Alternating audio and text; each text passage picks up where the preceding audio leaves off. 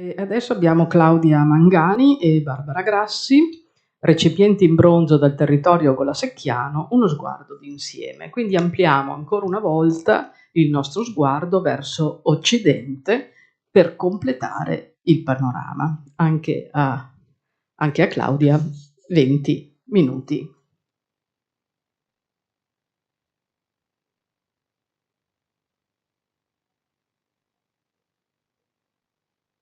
Buongiorno a tutti, anch'io mi associo ai ringraziamenti per l'organizzazione del convegno, per avermi invitato e soprattutto per la mostra al Museo di Montebelluna, perché è veramente molto bella.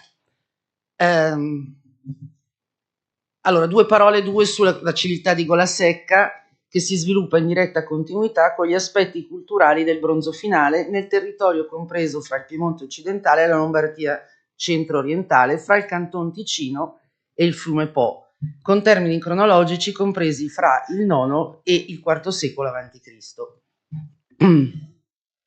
Nel 2000 De Marinis aveva contato fra l'VIII e il IV secolo a.C. circa 250 recipienti in bronzo e il numero in realtà è aumentato di molto poco. Da necropoli, oltre a frammenti e rottami che provenivano da ripostigli, soprattutto quello di Cerinasca. Di questo gruppo il 20% è importato dall'Etruria, di cui non parlerò, e qui vediamo un esempio famoso della tomba del Carrettino della Camorta di Como. Scusate, sono andata. Ok. I ritrovamenti non sono distribuiti in modo omogeneo. Dal punto di vista geografico, la maggior parte si concentra tra le necropoli dei dintorni di Como, Golasecca, di Bellinzona e a Castaneda. Lo stesso discorso riguarda la distribuzione cronologica. Nel VI secolo la quasi totalità dei recipienti è stata rinvenuta tra la necropoli di Como e Golasecca, nel V tra quelle di Como e Bellinzona, nel IV tra quelle di Bellinzona e la necropoli di Castaneda, perché i territori, italiani vanno esaurendosi. Questa produzione terminerà poi col diffondersi dei modelli ellenistici e la romanizzazione del territorio. Due parole sulle forme principali. Le ciste a cordoni a manici mobili sono note alla Camorta e al Bate per lo più, e un rinvenimento del 2011 nella tomba 3 di Grandate, di cui vi farò vedere dopo il resto. Nel comprensorio di Golasecca, Sesto Calende, Castelletto Ticino, a Brembate, Scarlazzo e in Canton Ticino a Molinazzo d'Arbedo, Pregassona, Mesocco, Claro e alcuni frammenti sempre da ripostiglio di Arbedo. Erano utilizzate come urne, in questo caso prive dei manici, salvo nelle sepolture femminili, salvo nel caso della tomba 7 di Mesocco, dove i manici sono conservati, e come elementi di corredo nei corredi maschili. Gli esemplari più antichi presentano 7 o 9 cordoni e sono decorati con grosse borchie tra i cordoni. Si tratta di una produzione locale tra il VII e i primi tre quarti del VI secolo a.C. Le ciste del Golasecca 2B presentano caratteri più eterogenei, in alcuni casi sembrano importate dalla cerchia alstatiana orientale, in altri si tratta di produzioni locali ispirate a modelli alpini orientali, ad esempio Castelletto e Brembate. Verso la fine del Golasecca 2B, fino alla seconda metà del V secolo, si assiste alla produzione di ciste con decorazioni a piccoli punti sbalzati tra i cordoni di tipo ticinese. Le tazze a tingitoio sono recipienti tipici delle sepolture dell'area comasca, mentre invece nell'area di Golasecca sono realizzate in ceramica. Nella fase del Golasecca 1 si hanno solo tazze con manico aperto e terminazione a pelta di tipo villanoviano-bolognese, diffuse anche nel mondo astatiano, soprattutto occidentale. Nel Golasecca 2 il corpo è a calotta, con decorazioni meandriformi a volte abbinate a denti di lupo, e le differenze sono nell'attacco inferiore dell'ansa, che può essere nelle forme più antiche trilobate, nelle forme più recenti a croce. Nelle necropoli del Sopraceneri, nell'area di Locarno e nella zona di Sesto Calende, Golasecca e Castelletto Ticino non sono documentate tazze a tingitoio nel corso del Golasecca 2. Nel Golasecca 3 a 1 e a 2 hanno corpo carenato e attacchi a croce, con motivi di decorazione geometrici, e questa produzione continua nel Golasecca 3 e la Tembi 1, per lo più nel Sopraceneri. Dalla Lombardia si ha un solo esemplare da Pino sul Lago Maggiore. Con la fine della Tembi 1 non sono più prodotte. Ho perso un pezzo. Allora, nell'ambito della civiltà di Golasecca, le situle decorate di produzione locale tra metà del VII secolo e gli inizi del V mostrano solo la tecnica del riempimento della figura a puntini sbalzati, per la quale è noto il rapporto diretto con l'area statiana alpino orientale, sulla base della forte similitudine con la tecnica utilizzata per i riempimenti delle figure sulla lamina del vasellame bronzo della necropoli di Klein Klein in Stiria. Questo stile continuerà in area insubre, mentre a Como sarà documentata solo l'importazione di bronzi sbalzati di produzione veneta, ancora fino alla fine del VI secolo, come dimostra la situla di Trezzo sull'Adda che rappresenta il punto di arrivo di questa produzione. Si ipotizza che la bottega artigianale, Gambari, si colloca nel comprensorio Golasecca Sesto Calendo Castelletto Ticino, sia perché cronologicamente questa è la prima area ad assumere un ruolo significativo in ambito golasecchiano, sia perché è qui che il contatto con il mondo etrusco-italico produce l'adattamento alla lingua locale dell'alfabeto. Le più antiche sono le situle di tipo kurde delle due tombe di guerriero di Seste Calende, entrambe del VII secolo a.C. La prima delle due tombe, datata 640 più avanti Cristo circa, presenta tra le altre una scena di combattimento rituale tra due contendenti con armi protette, tipico dell'iniziazione e confermazione del giovane capo, e una scena di sacrificio. In quest'ultima, pur trattandosi di una cerimonia sacra, tutti i personaggi coinvolti, unico caso nell'arte delle situle italiana, non indossano un capo equivalente a una tunica e a un mantello, ma chiaramente le bracche dei cavalieri. Quindi, già intorno alla metà del VII secolo, in una scena dall'evidente connotazione identitaria, i Celti della cultura di Golasecca si presentano con le tipiche brache a evidenziare un rango guerriero ed equestre. La situla della seconda tomba, probabilmente prodotta dalla stessa bottega della prima, è riferibile alla generazione successiva, circa 620. Ha una spalla poco più pronunciata, ma per il resto è analoga alla precedente, con piccole differenze nella narrazione. In questo caso i duellanti rituali mostrano più chiaramente la spada. La scena del duello ha uno schema presente sia in Val Camonica, sia sul trono di Verrucchio, sia sulla cline di Ochdorf, e probabilmente si riferisce alle fasi di iniziazione della scelta del giovane capo. A parte i due casi delle due situle kurde, di due situle a collo distinto e spalla liscia dalla camorta, nel VII e VI secolo in area golasecchiana sono diffusi due tipi di situle.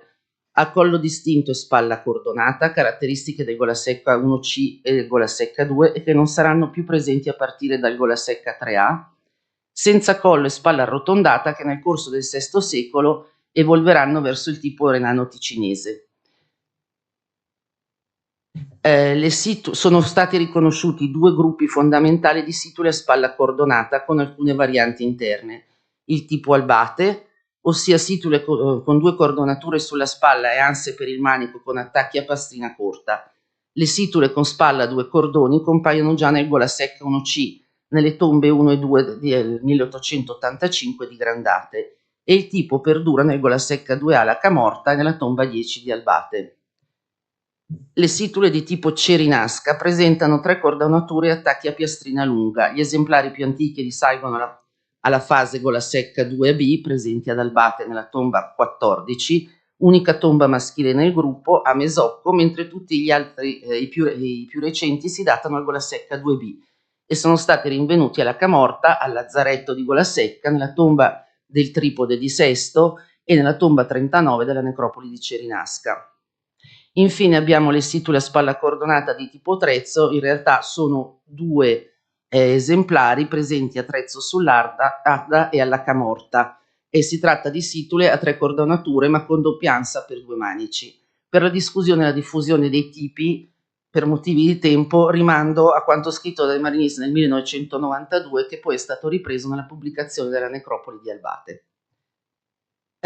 Sempre per motivi di tempo, vado velocissima sulle situle renano ticinese che tanto conoscete tutti benissimo, e presento solo una carta di distribuzione del tipo, rimandando a De Marinis e più recentemente a Egg per tutta la discussione. Osservo solo che l'esemplare più antico, datato al Golasecca 2B, è stato rinvenuto a San Bernardino di Briona ed è il vasetto rosso. Passo alle novità. Innanzitutto a Grandate Como. Nel 2011, durante i lavori per la realizzazione della pedemontana lombarda, è stata individuata un'area di necropoli già ampiamente compromessa dai lavori agricoli, nella zona dove erano già stati rinvenuti un piccolo gruppo di tombe nel 1885, gruppo di tombe distinto dalle principali necropoli di Como, che dista circa 1,5 chilometri. Si tratta di una sepoltura che per struttura, tipologia, quantità e qualità dei materiali può essere definita eccezionale nel panorama delle deposizioni golasecchiane, riferibile alla metà del VI secolo a.C. Il corredo era composto da un articolato servizio da banchetto, oltre a manufatti connessi verosimilmente a forme di ritualità, come un vaso a doppiere e un guttus ornitomorfo. L'ossuario, una sitola in bronzo chiuso da un coperchio figurato di produzione a testina, era collocato in un angolo e pesantemente troccato dai lavori moderni. Dallo studio del corredo emerge una figura maschile, connotata militarmente con spada e elmo, ornamenti in ferro, destinatario però di un dono femminile, un pendaglio di tipo trezzo in bronzo, unico manufatto non combusto fra quelli all'interno dell'urna. La situla si conserva per circa un terzo ed è priva del fondo. Presenta breve collo distinto obliquo verso l'interno, spalla liscia marcata con spigolo arrotondato e corpo troncoconico. L'orlo è ripiegato su un tondino di piombo. I ribattini hanno la capocchia piatta, sul collo si conserva uno dei fori per il fissaggio dell'attacco dell'ansa. Il migliore confronto è con la seconda tomba di guerriero di Sesto Calende. Il coperchio si conserva per circa metà e presenta breve orlo a presa corolla con un pomo centrale a doppio globetto, non ricomponibile. La lamina è decorata a sbalzo e rifinita a cesello e bulino. L'intervento diagnostico sul coperchio è stato svolto da Stefano Buson nel laboratorio del Museo Nazionale a Testino nell'ambito del progetto I coperchi della prima arte delle situle, il linguaggio dell'aristocrazia dell'Italia antica, nato dall'intesa fra Soprintendenza ABAP Como-Lecco, Museo Nazionale a Testino, Soprintendenza ABAP delle Marche, con l'adesione del Comune di Como del Museo Archeologico Nazionale delle Marche di Ancona, con l'obiettivo di uno studio conservativo e tecnologico dei manufatti riferibili alla prima generazione dell'arte delle situle in territorio italiano. Nella porzione conservata è leggibile parte di un fregio di animali fantastici e reali. La narrazione si svolge su un unico registro ed è racchiusa da un bordo con perlinature a sbalzo entro due cordoncini orizzontali. Le due sfingi sono rappresentate in stile orientalizzante recente. Per la descrizione rimando al catalogo della mostra svoltasi a Este nel 2021 anche per il successivo coperchio. E proseguo. Da un punto di vista stilistico, il coperchio rientra pienamente nella prima generazione dell'arte delle situle, associandosi agli esemplari già noti diffusi dall'Italia settentrionale alla Slovenia fino alle coste adriatiche, fra la seconda metà del VII e l'inizio del VI secolo a.C., e caratterizzati dalla predominanza di motivi tratti dal repertorio orientalizzante. In questa sede si evidenzia solo che il pesce non è soggetto frequente nell'arte delle situle, comparendo nel primo registro della situla benvenuti nel becco di un grosso uccello e sull'elmo di Pitino, ma fa parte di un repertorio di fregi animalistici su ceramica in ambito protocorinzio, egeo-orientale ed etrusco meridionale. L'intero ossuario con relativo coperchio doveva essere ricoperto di tessuto e di pelliccia, mentre all'interno dovevano essere presenti diverse tipologie di tessuto, riferibili sia a un verosimile drappo per la raccolta dei resti cremati, sia un elemento di vestiario o accessori facendo parte del corredo personale del defunto, comprensivi anche di parti o drappi in pelliccia. Per completezza si ricorda che nella tomba 3 della medesima necropoli sono stati rinvenuti frammenti di una ciste a cordoni di cui si conserva solo il punto di sovrapposizione delle estremità della lamina fissata con 7 ribattini.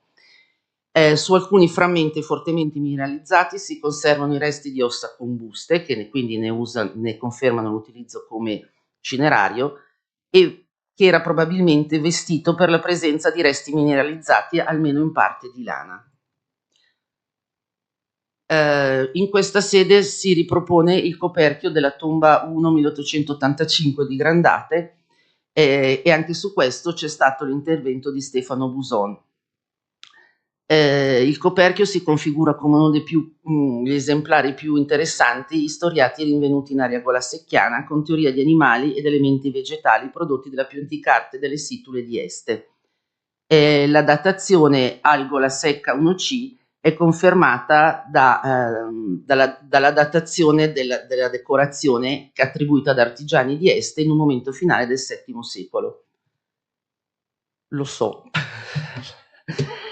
La situla di Caravaggio è stata individuata nel corso degli scavi per la costruzione della tangenziale est di Caravaggio. Si colloca all'interno di una necropoli dell'età del bronzo che però già all'epoca non doveva essere visibile perché la situla è in mezzo ad esse, ma probabilmente non avevano visto che c'era la necropoli. E come vedete dall'immagine si conserva per pochissima altezza, anche perché la fossa era sotto 16 centimetri al piano di campagna. È probabile che ci fosse all'intorno una necropoli che però è stata completamente distrutta dai lavori nel tempo. La situla aveva funzione di cinerario, all'interno si sono conservati i resti cremati di un individuo di sesso indeterminato tra i 25 e i 40 anni. Non erano presenti elementi di corredo.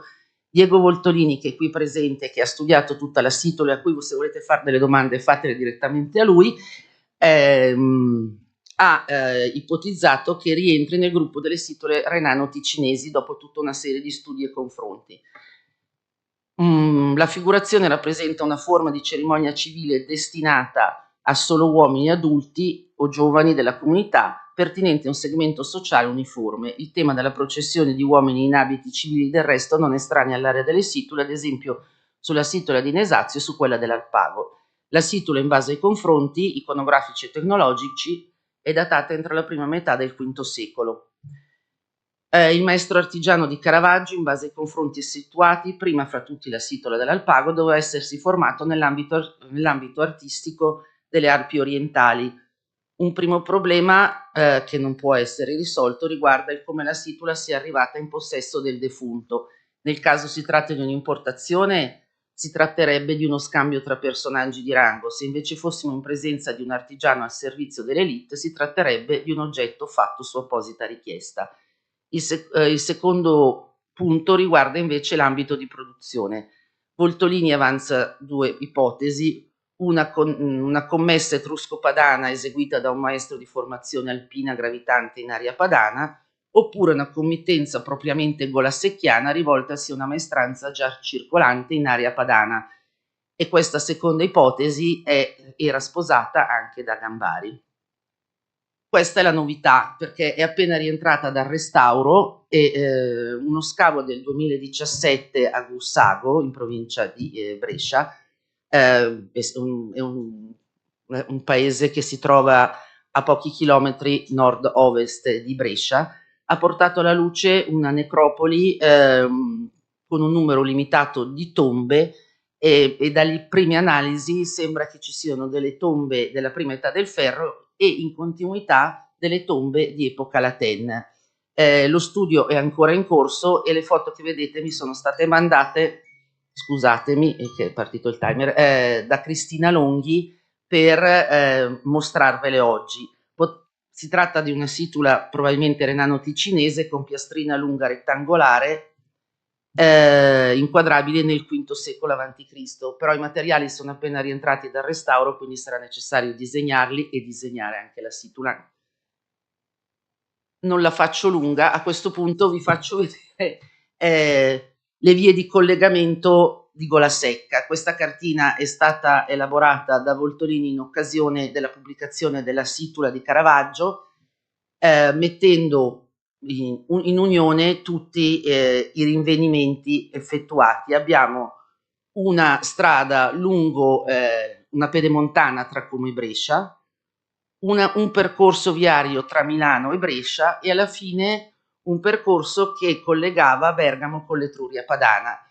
E il rinvenimento più recente che è stato fatto ed è stato edito nel 2021 ed è appena stato edito è questo grande edificio che è stato trovato a Como lungo quella che adesso è la Via Regina, ma che era già nota in epoca romana, e si trova lungo un cammino che da Como saliva verso Samolaco e da Chiavenna poi attraversava il passo dello Spluga raggiungendo i territori del Canton Ticino. Basta.